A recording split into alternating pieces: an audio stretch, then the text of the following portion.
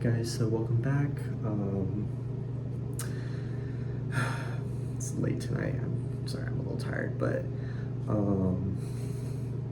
definitely been putting on some weight and stuff. But I have with me some cherry cokes. I've been going through a lot of YouTube comments and stuff lately, and I know I've been really bad about answering it, but I promise I do try and read through all of them. Sometimes they just get hidden and I don't see it. And I know one of the comments that I was getting was like, you should do a 2 liter, bloating and stuff, and I really wanted to do that, but I don't have a 2 liter with me. I just have a regular, these cans and stuff, so I'm just gonna go ahead and do some cans. Not really that special a video, and then if you guys haven't, I recommend going back to some of my other videos that I just posted.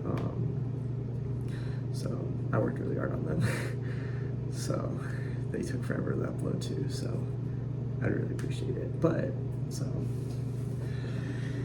yeah, so I'm definitely haven't eaten anything today, so I'm probably a little bit on the skinnier side, but definitely soft and stuff. But so I have these really big shorts on, but they're super comfortable.